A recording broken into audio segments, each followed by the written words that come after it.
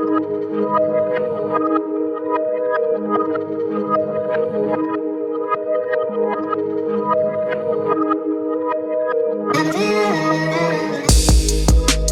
to 10-Minute Murder, brief and bingeable true crime. My name is Joe. I'm the host. Thank you for joining today. And last night I was in bed about to fall asleep, which is where I seem to do my best thinking. Semi-conscious and under the influence of Benadryl or melatonin. Sometimes both. But anyway, I'm overly critical of words, and I get impressed by people that are colorfully descriptive.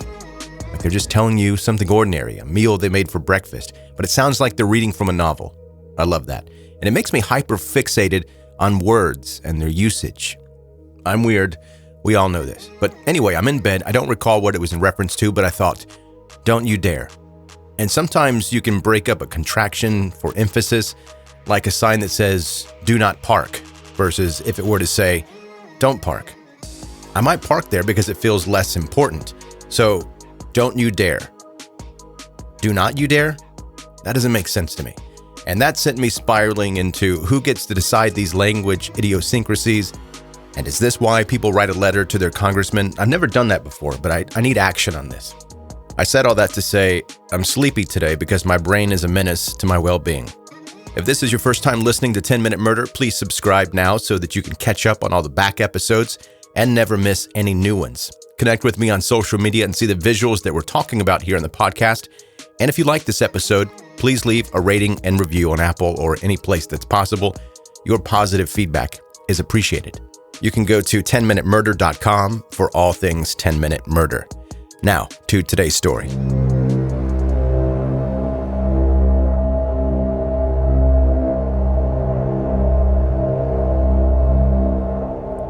Paris Bennett was born October 10th, 1993. His father quickly abandoned him, leaving Paris to be raised by his mother, Charity. Charity led a difficult life, becoming a heroin addict as a teenager, but when she got pregnant with Paris while in a halfway house, she began to turn her life around. For the first 8 years of his life, Paris Bennett seemed like a perfectly normal child. In fact, he wasn't just ordinary or normal. He was exceptional. He had a genius-level IQ. He loved art and had a creative, intellectual way of viewing the world. If there were any signs of the violence and cruelty he would grow up to inflict, they were well hidden, until the day that Charity told her son that she was going to have another baby. Paris was furious that he would have to share his life with a sibling. He was so upset whenever Charity spoke about her pregnancy or Paris's future sibling, he would storm out of the room. Hearing this, you might think that Paris's hatred of his sibling would only increase once Charity gave birth, but in fact, the opposite happened. As soon as Paris met his baby sister Ella, all of the anger he'd shown seemed to evaporate immediately. From day one, Paris adored his little sister. But things for Charity and her children were about to get more difficult. For the second time in her life, the father of Charity's young baby left, and Charity was once again a single mother, this time to 2 young children. The stress began to get to her. After so long battling for sobriety, Charity began using cocaine again.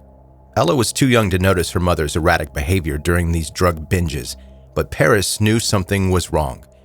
He was used to his mom being reliable, and now she was working long hours and going out on drug binges. Slowly, Paris began to resent Charity. That anger he felt when his mom was pregnant with Ella began to rise to the surface again.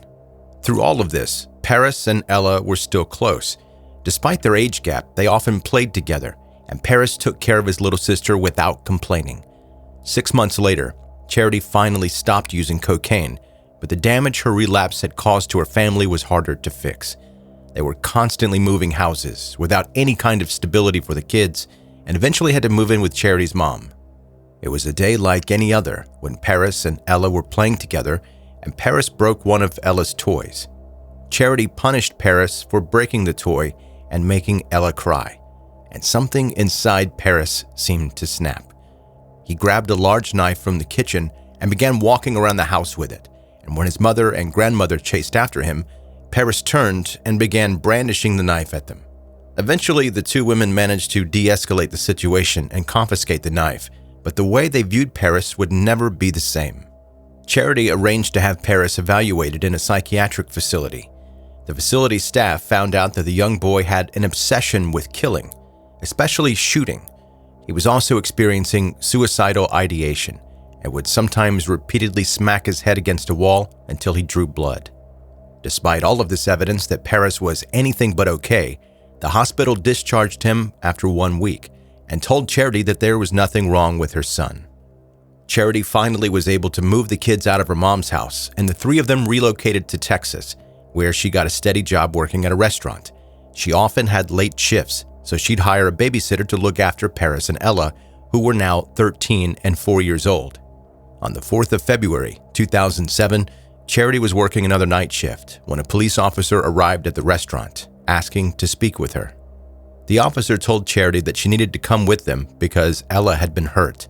Charity immediately panicked, asking to see Ella, but the officer had to break the news to her. Ella was dead. After Charity had left for her shift, a chain of events quickly unfolded. Paris had managed to convince the babysitter that she didn't need to stay for the whole shift, and the babysitter had agreed, leaving the two kids alone at approximately 10 p.m. Immediately afterwards, Paris walked to Ella's room with a kitchen knife in hand. He stabbed the 4-year-old a total of 17 times. Leaving Ella's bloody body in her room, Paris made a phone call to a school friend, and the pair talked casually for just over 5 minutes. During this conversation, Paris didn't seem distressed at all. He talked like it was any other day. After saying goodbye to his friend, Paris then made a call to 911. He didn't try to hide what he had done, instead telling the 911 operator that he had accidentally killed his sister because he had been hallucinating and thought she was a demon. He was urged to perform CPR on Ella, but Paris repeatedly insisted that he knew for sure that she was dead and that CPR would not help. Despite Paris's reluctance, the operator insisted and talked him through the process, getting Paris to count out loud while he performed the chest compressions. Obediently, Paris did, or at least the operator believed that he had. When the police examined Ella's body, it was immediately clear that Paris had not attempted to perform CPR. He had just been sitting there, counting out loud, trying to trick the operator into believing that he was attempting to help. There had been no part of Paris that wanted to try to bring Ella back to life. She was dead, and he wanted her to stay that way. Regardless, Paris had openly confessed to killing Ella, and he was taken into custody. During his interview at the police station, Paris stuck to the same story, that he had hallucinated that Ella was a demon and ended up accidentally killing her. This time, he fleshed out the story a little more, telling the interviewer that he'd fallen asleep next to Ella, and when he woke up, his sister was laughing hysterically at him while covered in flames. None of the investigators believed him for a second. They knew that he had lied about performing CPR, and even though he was pretending to sob while retelling the story, there were no actual tears in his eyes. Paris had killed Ella in cold blood, but why? Through all of this, Charity desperately wanted to believe that Paris hadn't killed Ella on purpose, but as the investigation went on, it became harder and harder to believe. Ella's autopsy revealed parts of Paris's motive, which was even more horrific than investigators anticipated. The extent of Ella's true injuries had been masked by her stab wounds. She had also been beaten and choked by Paris. The worst piece of evidence came in the form of semen, which belonged to Paris, that was found in Ella's bedsheets, as well as in the pants Paris had been wearing on the night Ella died. Paris hadn't just murdered his 4-year-old sister, he'd also sexually assaulted her. When investigators began looking into this side of Paris, they quickly discovered more evidence that he'd been obsessed with violent pornography, searching up terms like sadism and bondage. Hours before Ella died, Paris had been looking at snuff films, which are highly illegal videos where a person is killed on camera, usually for sexual gratification. With all of this evidence, Charity had to accept the facts. She confronted Paris about Ella's murder, and as soon as she flatly told her son that she didn't believe his story, his behavior changed immediately. He responded to his mother's statement with one sentence, quote, "Well, it took you effing long enough." During an interview, Paris said that his initial plan had been to kill his mother, but he decided that leaving her alive and murdering his sister would be more effective in causing his mother's pain. Paris was given a 40-year prison sentence, but never showed any remorse for his crime. Paris said, quote, "I knew by doing that I could hurt my mother in the worst possible way, because I had always known as a child that the most devastating thing to my mother would be the loss of one of her children. I found a way to take both of her children in one fell swoop." Paris's motive was simple. He wanted to hurt his mother, and he succeeded. On one of Charity's visits to jail, Paris attempted to choke her to death, but eventually let her live.